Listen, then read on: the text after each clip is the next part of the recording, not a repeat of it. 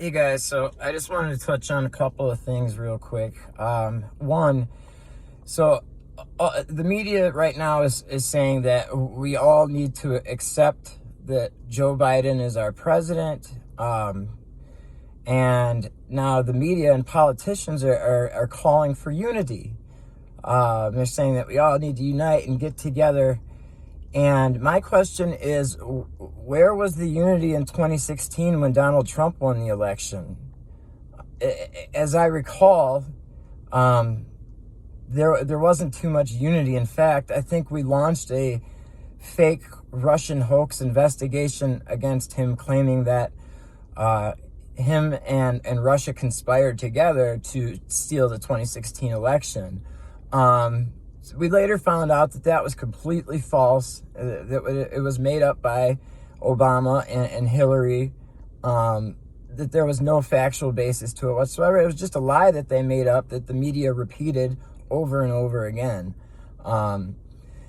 So on top of that, when I think of unity, I don't think of basically the last 4 years and how Trump supporters were treated. We were called hateful. We were called racist. We were called bigots, homophobes, evil. Everything in the book. We sat by for 4 years while you dehumanized us. And anyone that supports Donald Trump, anyone that doesn't think like you slandered us, and fine. If Joe Biden is the winner, and I and the rest of the Trump supporters believe that we did receive a fair election, then fine. Then sure, we can have unity. We can get to the unity discussion then. I can tell you that Trump supporters, we will be the bigger people. If you want unity, we can make unity happen, but you have to meet us in the middle. See, you're not just going to call us evil and hateful and bigots and homophobes and say that we're completely deluded about Trump and we're completely deceived about Trump and everything that we know about Trump and everything we claim about Trump is false, but you want us to unite with you behind Joe Biden, who is merely just a puppet for the Democrat Party. No excitement about him whatsoever.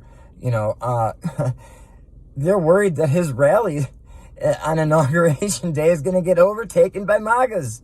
That it's going to turn into a MAGA rally. And it should. You know why? Because we didn't want Joe Biden to be our president. Nobody did. It's being forced on us. And so the last thing that I wanted to touch on is just the worst case scenario here. If Donald Trump doesn't win some of these lawsuits and flip these states. The Democrats had a really bad night on Election Day. It's not being talked about a lot, but we were set up to believe that there was going to be a complete repudiation of Donald Trump and his agenda and the Republican agenda in general. There wasn't.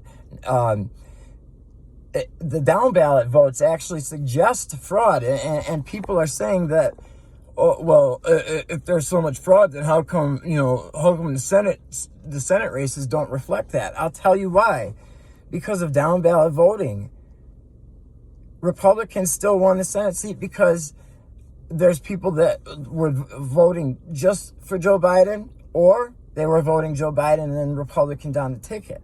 Why make it totally obvious if you're going to commit fraud? One vote for Joe Biden and the rest for Republicans shows that, like the media was telling us, Republicans are against Donald Trump and his agenda. Even the Republicans are against him. No, there's a few select Republicans. They are fringe. They don't represent us. We don't like them. We won't be voting for them anymore. None of that is true. It's just not. It's completely false. So, the worst case scenario here, a lot is running on these 2 Georgia runoff seats. I don't think that the Democrats are going to be able to take those 2 Georgia seats. Right now, the Senate is at a 50-50 split. I believe the Republicans will pick up the majority again, which means that Biden's presidency is going to be pretty hemmed up. It's going to be hard for him to push through much of his agenda. And, we also have the Supreme Court majority. We have a lot of things that are positive that we can lean on if Donald Trump doesn't win. But I fully do expect that here in Wisconsin that we will find some anomalies that are worth investigating. I think that we'll get some votes thrown out. The chance here in Wisconsin isn't going to come from a recount. Here in Wisconsin, what's going to make the difference is if we can have an audit, or if we can go through and challenge the legality of whole batches of votes.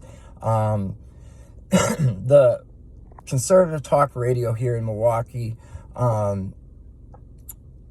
Vicky McKenna, Mark Bellings, he's a little bit more cynical, but Vicky says it's totally doable, and I 100% agree with Vicky on this. I think that, I mean, the margin in Wisconsin is so small. It's totally doable. So to my fellow Trumpers out there, just hang in there, keep the faith, stay calm, and just laugh with me at these calls for unity, because it's just the biggest hypocrisy, the most ironic thing that I've seen so far since the election. So just enjoy that with me, and enjoy these next couple of weeks as Donald Trump continues to expose the rot and corruption in our government. All right, thanks, guys.